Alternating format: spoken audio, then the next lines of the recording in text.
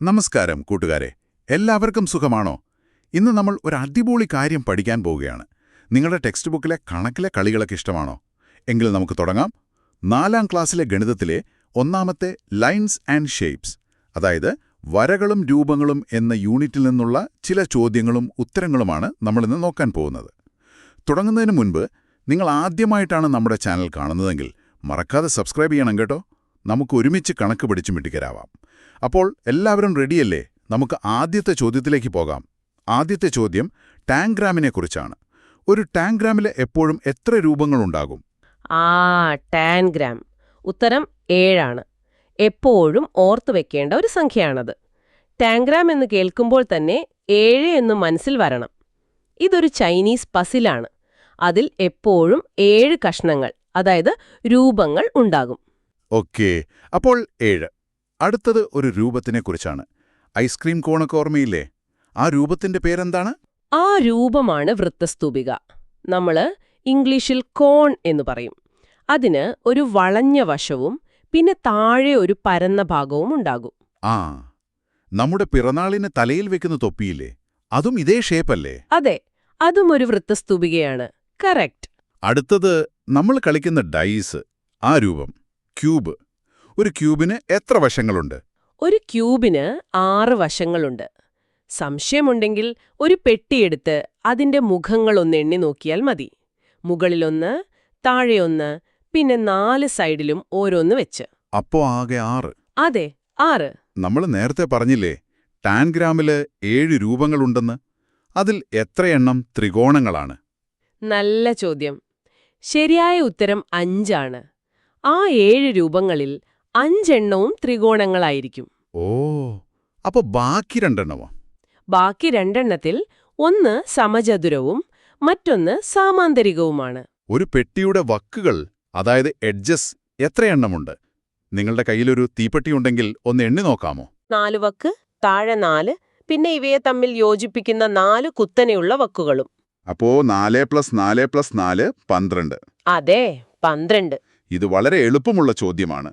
ഒരു ചതുരം അല്ലെങ്കിൽ റെക്ടാങ്കിൾ ഉണ്ടാക്കാൻ എത്ര വരകൾ വേണം? 4 വരകൾ. 4 നേർവരകൾ ചേർന്ന ഒരു അടഞ്ഞ രൂപമാണ് ചതുരം. നമ്മുടെ നോട്ട്ബുക്ക്, മൊബൈൽ ഫോൺ, അതൊക്കെ ചതുരത്തിന് നല്ല ഉദാഹരണങ്ങളാണ്. ശരിയാണ്. ഇനി 3 വശങ്ങൾ ചേരുന്ന ആ ഒരു ഇടത്തിന് എന്താണ് പറയുക? അതിനെയാണ് നമ്മൾ മൂല അഥവാ കോർണർ എന്ന് പറയുന്നത്. ഒരു ത്രികോണത്തിന് 3 മൂലകളുണ്ട്, ഒരു ചതുരത്തിനോ 4 മൂലകളുണ്ട്. അതെ.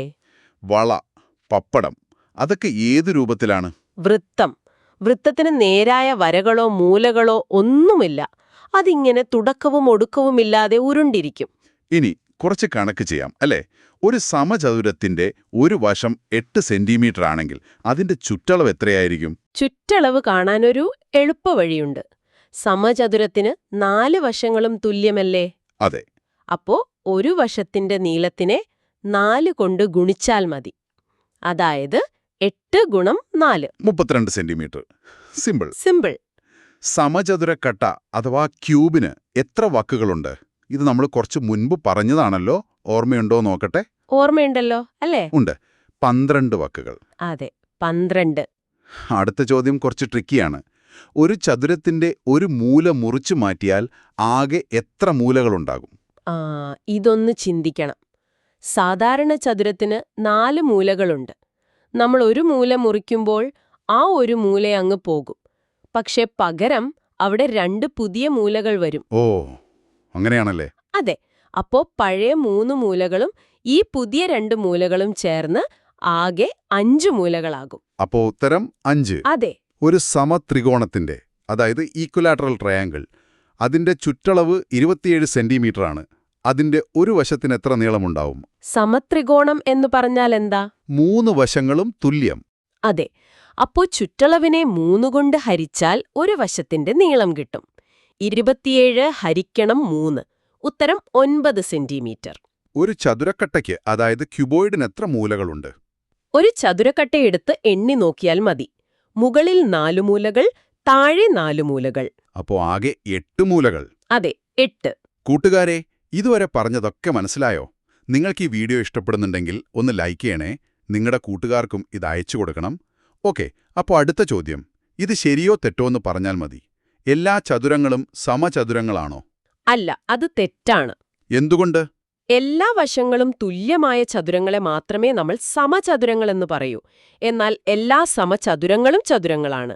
ഒരു ഉദാഹരണം പറഞ്ഞാൽ, അച്ഛനൊരു പുരുഷനാണ്. എന്നാൽ എല്ലാ പുരുഷന്മാരും അച്ഛനല്ലല്ലോ. അതുപോലെ ഒരു സംഭവമാണിത്. ആഹാ, കൊള്ളാം. ഇനി ഗണിതം പഠിക്കാനായി കമ്പ്യൂട്ടറിൽ ഉപയോഗിക്കുന്ന ഒരു പ്രധാന സോഫ്റ്റ്വെയറിന്റെ പേര് പറയാമോ? ജിയോജിബ്ര. ഇതുപയോഗിച്ച് നമുക്ക് പല രൂപങ്ങളും വരയ്ക്കാനും കണക്കിലെ ആശയങ്ങൾ എളുപ്പത്തിൽ മനസ്സിലാക്കാനും പറ്റും. അടുത്ത ചോദ്യം, 16 സെന്റിമീറ്റർ നീളമുള്ള ഒരു നൂൽ കൊണ്ട് ഒരു സമചതുരമുണ്ടാക്കിയാൽ അതിന്റെ ഒരു വശത്തിന് എത്ര നീളമുണ്ടാകും? ഇവിടെ ആകെ നീളം, അതായത് ചുറ്റളവ്, 16 സെന്റിമീറ്റർ ആണ്. സമചതുരത്തിന് 4 തുല്യവശങ്ങളും. അതെ, അപ്പോ ഒരു വശം കാണാൻ 16 4 കൊണ്ട് ഹരിച്ചാൽ മതി. 16 ഹരിക്കണം 4, ഉത്തരം 4 സെന്റിമീറ്റർ. കറക്റ്റ്. 30 മീറ്റർ നീളവും 20 മീറ്റർ വീതിയുമുള്ള ഒരു സ്ഥലത്തിനു ചുറ്റും വേലി കെട്ടാൻ എത്ര മീറ്റർ കമ്പി വേണം?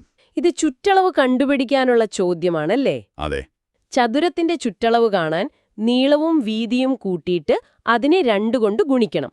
അതായത് 2 ഗുണം നീളം പ്ലസ് വീതി. അപ്പോ 2 ഗുണം 30 പ്ലസ് 20. 2 ഗുണം 50, അതായത് 100 മീറ്റർ. 100 മീറ്റർ കമ്പി വേണം. അടുത്തത് കുറച്ചുകൂടി ചിന്തിക്കാനുള്ള ചോദ്യമാണ്. 12 മീറ്റർ നീളവും 10 മീറ്റർ വീതിയുമുള്ള ഒരു ചതുരാകൃതിയായ മുറിയുടെ അത്രയും തന്നെ ചുറ്റളവുള്ള ഒരു സമചതുരാകൃതിയായ മുറിയുടെ ഒരു വശത്തിന്റെ നീളം എത്രയായിരിക്കും? ഇത് 2 സ്റ്റെപ്പുണ്ട്. ആദ്യം ചതുരത്തിന്റെ ചുറ്റളവ് കാണണം. 2 × 12 + 10. അതെ, 2 × 22, അത് 44 മീറ്റർ. ഓക്കെ, ചുറ്റളവ് 44 മീറ്റർ. ഇനി ഇതേ ചുറ്റളവാണ് സമചതുരത്തിനും. അപ്പോൾ സമചതുരത്തിന്റെ ഒരു വശം കാണാൻ ചുറ്റളവിനെ 4 കൊണ്ട് ഹരിക്കണം. 44/4. 11 മീറ്റർ? അതെ, ഉത്തരം 11 മീറ്റർ. ഒരു ചതുരക്കട്ടയ്ക്ക് എത്ര മുഖങ്ങളുണ്ട്, ഫേസസ്? നമ്മൾ നേരത്തെ വശങ്ങൾ പറഞ്ഞില്ലേ, അതുപോലെ മുഖങ്ങൾ 6 എണ്ണമാണ്. ഒരു ഡൈസ് ഓർത്താൽ മതി. 1 മുതൽ 6 വരെ എഴുതിയ 6 മുഖങ്ങളില്ലേ, അത് തന്നെ. 6, ശരിയാണ്. ഇത് കുറച്ച് കടുപ്പമുള്ള ചോദ്യമാണെന്ന് തോന്നുന്നു. ഒരു ചതുരത്തിന്റെ ചുറ്റളവ് 30 മീറ്റർ. അതിന്റെ നീളം വീതിയുടെ ഇരട്ടിയാണെങ്കിൽ വശങ്ങൾ എത്രയായിരിക്കും? ഇതൊന്ന് ആലോചിച്ച് ചെയ്യണം. ചുറ്റളവ് 30 ആണെങ്കിൽ നീളവും വീതിയും കൂട്ടിയാൽ അതിന്റെ പകുതി കിട്ടും, അതായത് 15.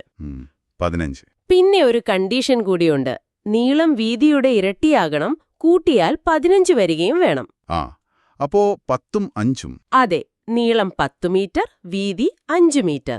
പാൻഗ്രാമില് എത്ര സമചതുരങ്ങളുണ്ട്? അത് നമ്മൾ നേരത്തെ പറഞ്ഞിരുന്നു, ഓർക്കുന്നുണ്ടോ? ഒരെണ്ണം. അതെ, ഒരേ ഒരു സമചതുരം മാത്രമേ ഉള്ളൂ. ഒരു സമഭുജ ത്രികോണത്തിന്റെ ഒരു വശം 4.5 സെന്റിമീറ്ററാണ്. അതിന്റെ ചുറ്റളവ് എത്ര? സമഭുജ ത്രികോണത്തിന് 3 വശങ്ങളും തുല്യമല്ലേ? അതെ. അപ്പോൾ ചുറ്റളവ് കാണാൻ 4.5നെ 3 കൊണ്ട് ഗുണിച്ചാൽ മതി. 4.5 × 3 13.5 സെന്റിമീറ്റർ. അതെ, 13.5 സെന്റിമീറ്റർ. എങ്ങനെയുണ്ട് കൂട്ടുകാരെ? കണക്കൊരു രസമല്ലേ? നിങ്ങൾക്കിതുപോലെ പുതിയ ചോദ്യങ്ങൾ ചെയ്യാൻ ഇഷ്ടമാണെങ്കിൽ നമ്മുടെ ചാനൽ ഇപ്പോൾ തന്നെ സബ്സ്ക്രൈബ് ചെയ്യൂ. 10, 9, 8, 7, 6, 5, 4, 3, 2, 1.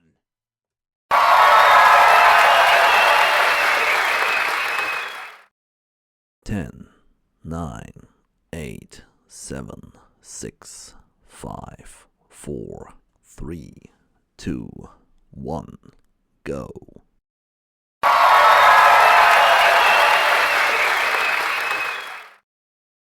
10, 9, 8, 7, 6, 5, 4, 3, 2, 1.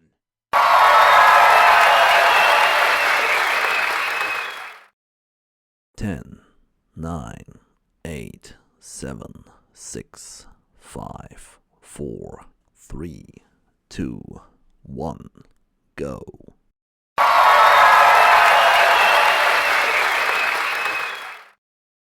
10, 9, 8, 7, 6, 5, 4, 3, 2, 1.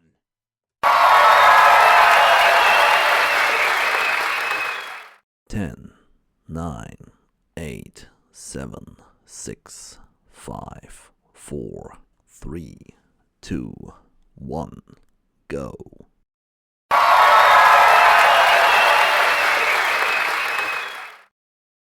10, 9, 8, 7, 6, 5, 4, 3, 2, 1.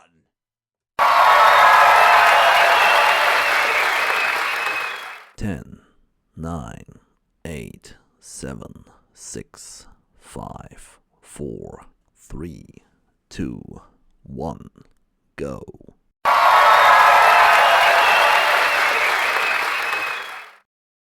10, 9, 8, 7, 6, 5, 4, 3, 2, 1.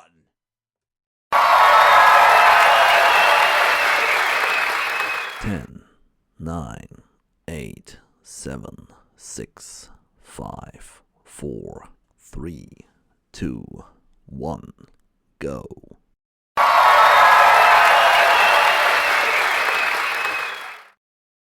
10, 9, 8, 7, 6, 5, 4, 3, 2, 1.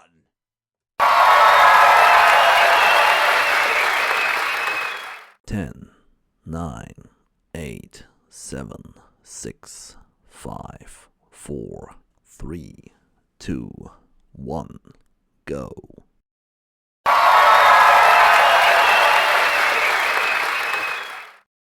10, 9, 8, 7, 6, 5, 4, 3, 2, 1.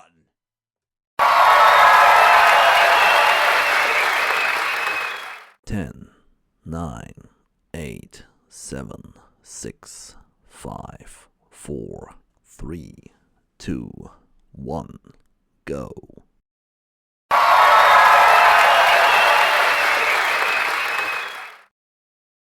10, 9, 8, 7, 6, 5, 4, 3, 2, 1.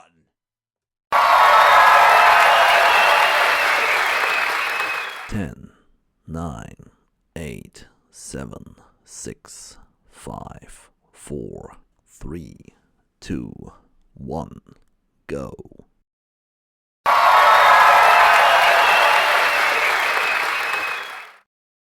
10, 9, 8, 7, 6, 5, 4, 3, 2, 1.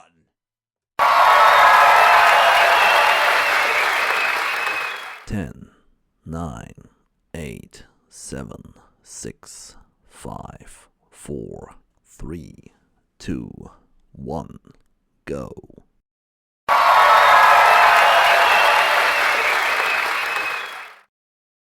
10, 9, 8, 7, 6, 5, 4, 3, 2, 1.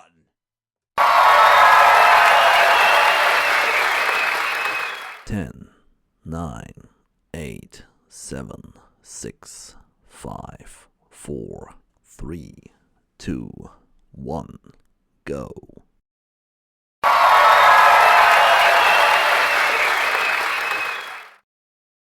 10, 9, 8, 7, 6, 5, 4, 3, 2, 1.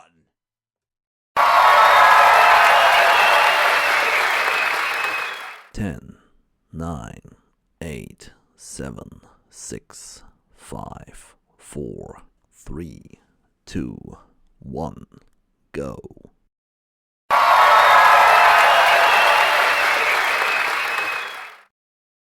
10, 9, 8, 7, 6, 5, 4, 3, 2, 1.